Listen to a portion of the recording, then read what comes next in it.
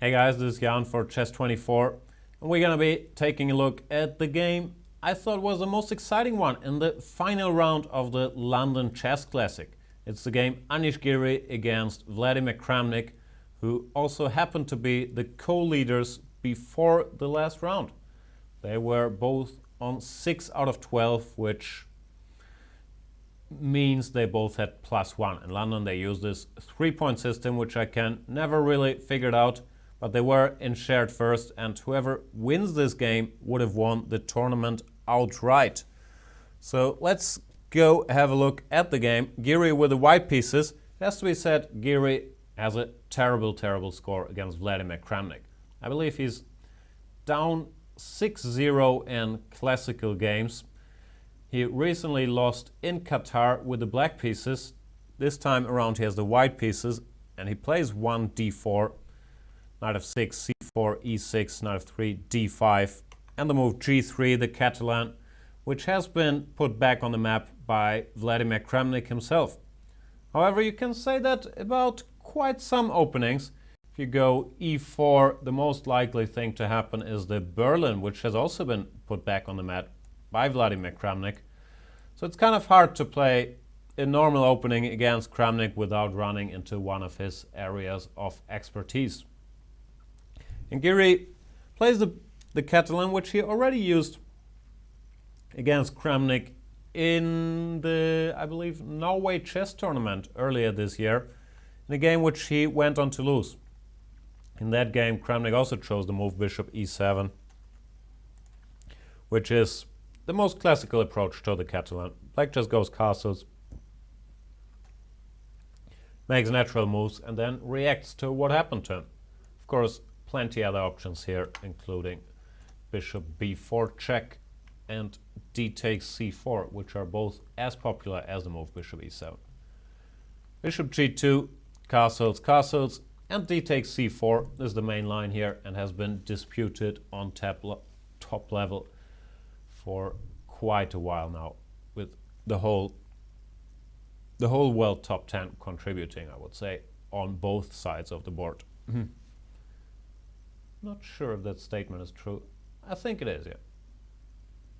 Queen c2 is the main move here. Knight e5 is tried like every 10th game, but after the surprising knight to c6, black tends to hold his own. Queen c2 and a6, preparing to play b5 after queen takes c4, thus solving the main problem black has in this position, which is developing his bishop. Giri does play queen takes c4. This is actually a deviation to their earlier game in Norway chess, where he went for the move a4, the other main line here, which stops b5 and forces black to develop his bishop differently with bishop to d7, queen takes c4, bishop to c6. That's what they played in that game, which Kramnik went on to win, so it's not a big surprise that Giri changes lines, goes for the move queen takes c4, b5, queen back to c2, bishop b7. This is one of the biggest tabias of modern chess, at the very least of the Catalan. Giri chooses the fashionable move, which I always struggle to explain, the move bishop to d2. Looks a lot more natural to play bishop g5, however this is considered to be a bit of a forced draw at the top level nowadays after knight bd7. Black can't really be stopped from getting in c5 sooner or later. Other move played here is bishop f4, which is also considered to be fine for black after knight d5, I believe. Or knight c6. Maybe they play knight c6 here. I don't even remember, because the only move we ever see is the move bishop to d2, which has its points. The first point is that after natural knight bd7 intending c5, white has the cute little move bishop a5, which is surprisingly awkward for black, because this pawn on c7 is pinned, and this is the pawn you really have to move in order to equalize. It's not so easy to get rid of that pin. Apart from that, bishop d2 is a bit of a waiting move, and black is asked, make a good move. Knight bd7 is no longer a good move because of bishop a5. Black has tried pretty much everything here. Off the top of my head, moves I have seen are rook to a7, bishop to d6, pawn to h6, knight to c6, and the move played in the game, the move bishop to e4. Bishop e4, queen goes to c1, stays on the c file, stopping c5. And here is where it gets interesting. Kramnik chooses the move c6, which once again is hard to understand and hard to explain. It's a move that was not very trendy in this position until recently.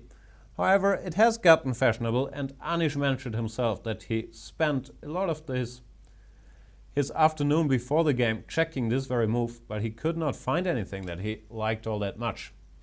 Anyway, let's try to explain it. First of all, after knight bd7, as we know, there is a bishop a5 problem, pinning this pawn, which is annoying. So by going c6, bishop a5 is stopped, because now the queen controls the square, and c6 actually prepares knight bd7. Then another point is that c6 closes this diagonal, and it enables black in many lines to actually grab a pawn after bishop takes f3 and queen takes d4. Let's say knight to c3. Now black takes on f3, bishop takes, and thanks to the pawn being on c6, he can get away with playing queen takes d4 here, when arguably white has enough compensation for the pawn, but it does not seem like he is better. So Giri, of course, aware of all these things, but not so easy to come up with anything good against the black idea. c6, very interesting line. Rook d1 is what they normally have played here when black has a choice between grabbing this pawn or just developing with knight bd7, the latter being the more fashionable. Giri plays a4.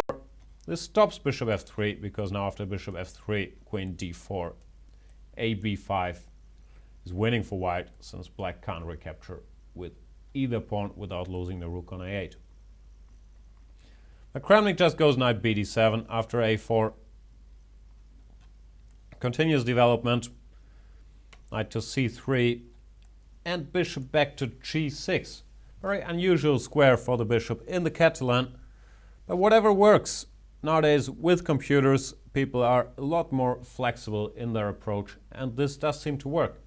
One key line is that knight h4 is not winning for white, or not very good for white, even though it seems it is, because it's threatening bishop takes c6 and knight takes g6, both of which would be huge accomplishments. It turns out, after bishop h5, removing this bishop from the attack, black has a little tactic to parry bishop takes c6.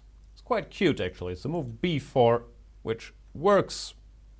That's all I can say about it. Bishop takes a8, b takes c3, double attack against both white bishops. One of them will fall and black will be fine. While if the knight goes somewhere, let's say to e4, all of a sudden there's rook c8 with a very nasty pin on the c file. So you can't do this as white. That's kind of the tactical justification for Kramnik's opening play. Giri plays the move indicated by the computer, which is logical once you get here. But I believe he might have trusted his computer a bit too much here, or, well, he didn't say he thought it was winning, just couldn't find anything better. The computer gives white a small advantage in this position, which it does not look to human eyes like he should have it. He has these double pawns. Black's pieces are active and solid. It's very hard to understand why white should be better here. Knight takes d5, c takes d5. Now this bishop is a bit blocked out, and one reason why probably our friends the computer argues that white is a bit better is that white can occupy the c file here. Now his position looks quite active. It's very hard to improve though with the bishop on g2. I'm not saying black is better or anything serious here, but I do think that it's easier to play this position with black already. b4, this is a very ambitious move, and probably a good move, playing b3 and setting a base for this bishop on c2, which would also fix b2 as a weakness in the white camp. So b4, good move. Bishop f3 makes a lot of sense as well, planning king g2 just not to run into any back rank trouble. And h6, Kramnik is not afraid of his pawn being stopped on b4, because b3, which might be a decent move actually, but also creates a bit of a weakness. After bishop f8, queen a3 is in the air quite often. So Giri instead chooses the move king g2, very natural. Now he goes b3, Kramnik that is, planning to play bishop c2. And I believe this is where Giri goes a little wrong and he has to suffer later because of it. Should have played the move rook to c6, which anticipates the bishop coming to c2, blocking out this rook from the c-file and sidestepping this body check with bishop c2. When it looks like white is okay, after bishop f8, for example, goes bishop to c3, this bishop quite comfortably defends his weaknesses. While I don't think white can be better here because black is so solid, I also don't really think white can be worse. He puts his bishop on d4 and all his pieces are very harmonious and control a lot of ground as well. So I believe this was the correct way to play with an equal position. In the game, Giri chooses queen d7, which is by no means a blunder or anything, but now after bishop c2 his defense gets a little tougher. He goes for the move rook a1, which is a tactical point behind queen d7. Now the rook is activated on the a file after it was blocked from the c file. But Kramnik just plays queen c8. The ending is, well, at the very least pleasant for black. And queen to a4 as played in the game, queen b8, nice little sidestep. Attacking the pawn on e5, preparing rook c8. With simple means, Kramnik has achieved quite a pleasant position here. Giri goes for the move e4, which he said was a bit out of desperation because he disliked his position. Might not have been necessary. A move like bishop c3 remains very playable. However, it looks like black has been making more progress than white here after rook c8. So e4 is understandable, trying to change the nature of the position. Kramnik chooses a very interesting line here. Plays the move d4, which is sacrificing a pawn in order to keep this bishop boxed in by his own double pawns on the e-file. D takes e4 was of course very possible as well. Bishop takes e4, rook c8. When I would slightly prefer black with equal material, the white king is a little weak and these pawns could potentially be weak. However, after rook e1 it still looks like white should hold this game. Zach Kramnik went for the move d4, queen takes d4 and rook to d8, queen to c3, queen to b7. Attacking the pawn on e4, preparing some rook d3 ideas, rook c8 ideas. Black clearly has more than enough compensation for the pawn. It's still unclear if he's better or not, but white is certainly the one who has to defend. Giri plays the move bishop e1, which is another wise decision. If he had played the material rook a4, he would actually have lost material. The material rook a4 didn't make sense, right? The materialistic, let's say. Queen to d7 attacks both these guys. Rook e1 was possible, but then also black has many tempting moves and white is just very, very passive. It's very hard to suggest the next white move. So I believe Giri was correct to give a pawn back here with bishop e1. This wasn't taken immediately. First rook to c8, rook to a7, simplifying. Wasn't forced. Queen d4 might have been playable. Bishop c5, queen a4. White is still hanging around, but the black pieces are very, very active. So Giri once again chooses a more human way to play, decides to exchange some material. Rook a7, queen takes a7 and queen takes c8, king h7, queen back to c4. When he still has to take quite a bit of care, especially this b2 pawn is a problem because if it falls, the black passer will be unstoppable pretty much immediately. But with the appropriate amount of care, it looks like white should still survive here. Bishop c5, and Giri finds another good maneuver, trying to simplify, which is a move bishop to e2, bishop to d4, bishop to d3. He's playing to get rid of this guy. And here, Kramnik chose an interesting way to proceed. I believe he missed a bit of a chance, though. Maybe he should have tried the move bishop takes d3, queen takes d3. The very nice, at least geometrically very nice, move queen to a4, which not only defends his bishop and his pawn, but also keeps an eye on the e4 pawn Now bishop takes b2 and bishop takes e5 are threatened, so white has to go bishop c3. And after bishop takes queen takes e4 check, restoring material equality. Say king g1, queen c2. I don't think it's much fun to defend this ending with white. It's probably still possible to draw this because once black starts getting active, his king will be a target as well, and there's many potential perpetuals. But I would not envy white's task here. Only move is queen d4. Let's say g5, and he's in for a bit of suffering. Instead, Kramnik played another nice move, the move queen to a1, queen takes d4, and queen takes e1, and he's still pressing, being a pawn down. Current threat is queen to b1. So Giri removes this bishop, bishop to c4, and gives the pawn back. Bishop takes e4, f3, bishop back to c2. Bishop d3 check, just biding time. The situation is clarified now. Material is equal, white is slightly worse, but he should hold. Most precise might have been the move g4, just stopping any h5 from black or any potential expansion on the king side with the black pawns. But it's a very committal move to make on move 38 in time trouble. Normally you don't want to touch your pawns if you're not sure. So Giri instead decides to keep the position, goes bishop d3 check and bishop c4. Kramnik plays g5, starts grabbing some space, and now Giri correctly stops him from grabbing more space with g4. Just to illustrate what could happen if white stays passive, bishop d3 check, king g7, bishop c4, h5. Now it's already very, very tricky for white, because these pawns will pose some problems. Let's say bishop b5, bishop to d1. It's a nice move preparing g4, bishop c4, g4. And white is lost already. For example, takes, bishop f1, bishop f3 check, king g1, bishop e2, queen f2. All of a sudden, the pawn ending is losing for white. It's just a sample line to show you that Giri had to do something and could not wait forever. And he does. On move 40, he plays the move g4, introducing all kinds of bishop takes e6, queen d7 perpetual ideas into the position as well, now that the black king can no longer escape via h5.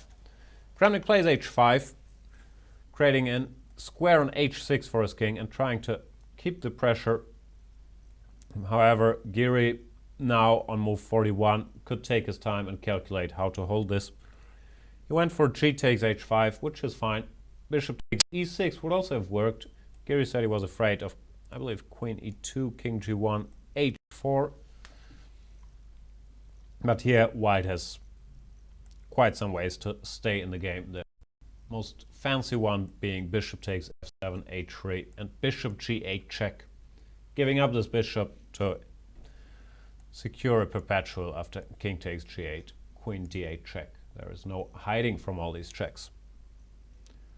However, the move played in the game is good enough. G takes h, king h6.